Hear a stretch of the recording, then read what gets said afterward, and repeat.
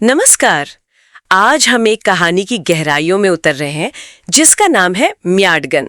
ये कहानी अरुल नाम के एक व्यक्ति की है जो, आप सोचिए, पूरे 22 साल बाद अपने गृहनगर वापस जाता है। पर यह सिर्फ एक घर वापसी नहीं है, ये कहानी है भूली हुई यादों की, कुछ अनजाने से रिश्तों की और शायद खुद को फिर से पाने की। बिल्कुल सही। और कहानी की जो शुरुआत है वो होती है 1996 में।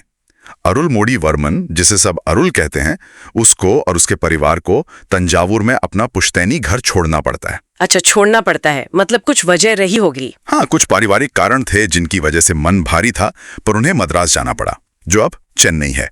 फिर तो वक्त गुजरता गया, पूरे 22 साल। 22 साल। हाँ, और 2018 में एक शादी का न्योता आता है। अरुल की छोटी चचेरी बहन भुवना, उसकी शादी होनी है नीडामंगलम में, और यही न्योता उसे वापस उस दुनिया में खींच लाता है जिसे वो कब पीछे छोड़ाया था। हाँ, पर वो जाना नहीं चाहता है शुरू में, है ना? उसका तो प्लान बस यही है कि नीडामंगलम जाए, रिसेप्शन अटेंड करे और फौरन चेन्नई लौट आए। बिल्कुल, मतलब मन ही नहीं है उसका बिल्कुल भी। लेकिन होता क्या है कि रास्ते में तंजावुर स्टेशन पर जब ट्रेन रुकती है तो वो उतर जाता है और दूर से अपने उस पुराने घर को देखता है। जाहिर है पुरानी यादें तो ताजा होंगी। बिल्कुल। और उसी वक्त उसे ये भी ख्याल आता है कि चेन्नई में अपना किराए का घर खरीदना है। वो सब बातें दिमाग में चलती रहती हैं। खैर, वो पहुंचता है शादी के हॉल में और वहां उसकी मुलाकात होती है एक ऐसे रिश्तेदार से जिससे वो बिल्कुल नहीं पहचानता। अनजान रिश्तेदार। हाँ, बिल्कुल अनजान। वो आदमी मतलब बच्चों जैसी मुस्कान लिए हुए, बहुत ही उत्साही है और अरुल को बार बार अत्तान कह के बुला रहा है। अत्तान, इसका क्या मतलब होता है? ये तमिल में रिश्तेदारों के लिए एक स्नेह भरा संबोधन है। अच्छा, तो अरुल को थोड़ा अजीब लगता होगा। बिल्कुल, बहुत अजीब लगता है। वो उसे नजरअंदाज करने की कोशिश करता है, सोचता है कि कौन है ये। लेकिन वो अजनबी कहाँ मानने वाला था, वो तो एकदम पीछे ही पड़ जाता है। हाँ, बिल्कुल। इतना कि वो अरुल की पत्नी हेमा से भी फोन पर बात कर लेता है और इसी सब चक्कर में अरुल की जो चेन्नई वापसी की बस है वो छूट जाती है। हाँ, बस गई, अब वो फंस गया वहां। अब तो रुकना ही पड़ेगा। हाँ, तो वो अजनबी रिश्तेदार बड़ी मिन्नतें करता है और अरुल को रात अपने घर रुकने के लिए मना लेता है। घर पहुंचकर अरुल उसकी गर्भवती पत्नी नंदिनी से मिलता है। घर बहुत सादा सा है, लेकिन माहौल में अपनापन है, स्नेह है। और घर के पीछे आंगन में कुछ ऐसा होता है जो अरुल को एकदम चौंका देता है। क्या होता है? वो रिश्तेदार बड़े गर्व से अरुण को अपने कंगेयम नस्ल के बैल से मिलवाता है, जिसका नाम उसने धोनी रखा है। धोनी? बैल का नाम? हाँ, और बताता है कि वो जल्लीकट्टू का, जो तमिलनाडु का पारंपरिक खेल है, उसका बहुत अनुभवी खिलाड़ी है। और फिर वो उस बैल को अपना बेटा कहकर पुकारता है। अरे बाप रे! बेटा, अरुल तो हैरान रह गया होगा ये सब देखकर। बिल्कुल, लेकिन असली हैरानी तो तब होती है जब अरुल को घर के एक कोने में अपनी वो पुरानी साइकिल दिखती है। साइकिल? कौन सी? वही साइकिल जो 20 साल पहले तंजावुर वाले घर में छूट गई थी। और वो साइकिल बिल्कुल सहेज कर एकदम नई जैसी हालत में रखी हुई है। ओह, ये तो बड़ी बात है, 20 साल पुरानी साइकिल। हाँ, और ये कोई ऐसी वैसी साइकिल नहीं थी, ये वही साइकिल थी जिसे उस रिश्तेदार के पिता संतानम साड़ियां बेचने के लिए इस्तेमाल करते थे। अच्छा, मतलब उस परिवार के लिए ये सिर्फ एक साइकिल नहीं थी, ये उनकी रोजी रोटी का जरिया थी, एक तरह से पूजनीय चीज थी। अरुल को बहुत खुशी होती कि वो साइकिल इतने सालों बाद भी महफूज है। इसके बाद रात में दोनों टहलने निकलते हैं। पास में वेण्णारू बांध है, वहां जाते हैं और वहां वो रिश्तेदार एक ख्वाहिश बताता है अरुल को। क्या ख्वाहिश? वो कहता है कि वो अपने होने वाले बच्चे का नाम अरुल के नाम पर अरुल मुड़ी रखना चाहता है। अरुल के नाम पर? हाँ। और वो अरुल से ये भी कहता है कि भाई, उन लोगों को माफ कर दो जिन्होंने धोखे से तुम्हारा पुश्तैनी घर हड़प लिया था। पुरानी बातें भूल जाओ। और फिर वो एक ऐसी बात कहता है जो अरुल को अंदर तक झकझोर देती है।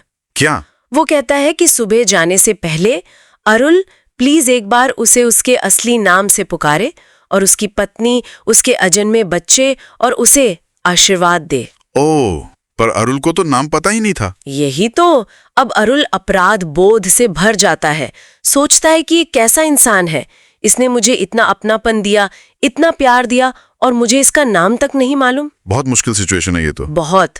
और इसी कश्मकश में वो सुबह होने से पहले बिना किसी को बताए चुपचाप वहां से निकल जाता है। बिना नाम पूछे, बिना बताए। हाँ। बस निकल जाता है। चेन्नई लौटकर अरुल फिर से अपनी दुनिया में लग जाता है, घर खरीदने की जो फॉर्मेलिटीज हैं उनमें बिजी हो जाता है, लेकिन मन बहुत बेचैन है उसका। वो अपनी पत्नी हेमा को बताता है उस रिश्तेदार के बारे में, अपना अफसोस जाहिर करता है कि यार मैं उसका नाम तक नहीं पूछ पाया। और तभी उनकी बेटी जानवी, जो शायद अपने पापा की ये उलझन देख रही थी, वो कहीं से उस रिश्तेदार का फोन नंबर ढूंढ लाती है। अच्छा। हाँ, और फोन अरुल को पकड़ा देती है कि लो बात करो। अरुल थोड़ा हिचकिचाता है, पर फिर फोन करता है। और दूसरी तरफ से वही गर्मजोशी भरी आवाज आती है। वो रिश्तेदार बल्कि अरुण को घर खरीदने के लिए पैसों की मदद ऑफर करता है। कहता है बाकी के 25 लाख रुपए वो दे देगा। क्या बात है, मतलब वो मदद भी ऑफर कर रहा है। हाँ, अरुण के लिए ये सब बहुत ज्यादा हो जाता है। वो संभाल नहीं पाता। आखिरकार वो हिम्मत करके पूछ ही लेता है, भाई तुम हो कौन, अपना नाम तो बताओ। और ये सवाल सुनकर दूसरी तरफ वो रिश्तेदार एकदम टूट सा जाता है। उसे यकीन ही नहीं होता कि अरुण उसे पहचान नहीं पाया। वो रुआन सी आवाज में फिर कुछ इशारे देता है। 1994 की गर्मियों की छुट्टियों का जिक्र करता है और एक निकनेम याद दिलाता है, पोटैटो, आलू। हाँ, पोटैटो। और ये सुनते ही अरुल को सब याद आ जाता है, फ्लैशबैक की तरह। बिल्कुल। वो फौरन गाड़ी निकालता है और नेडामंगलम के लिए चल पड़ता है। आधी रात का वक्त है, वो उस रिश्तेदार के घर पहुंचता है, दरवाजा खटखटाता है। कोई जवाब नहीं आता। फिर अरुल हिम्मत करके आवाज लगाता है, और जैसे ही अरुल ये नाम पुकारता, दरवाजा फौरन खुल जाता है। हाँ, और सामने वही रिश्तेदार खड़ा है, पोटैटो यानी म्याड़गन। उसकी आंखों में खुशी के आंसू हैं कि आखिरकार अरुल ने उसका असली नाम म्याड़गन याद कर ही लिया, पहचान लिया उसे। वाकई ये कहानी हमें सोचने पर मजबूर करती है कि कैसे वक्त, कैसे दूरियां हमारी यादों पर, हमारे रिश्तों पर एक धूल की परत सी चढ़ा देती हैं। सही कहा। और कैसे कभी-कभी जिंदगी में कोई ऐसा भूला हुआ रिश्ता, कोई अनजानी सी मुलाकात भी कितने गहरे मायने छोड़ जाती है।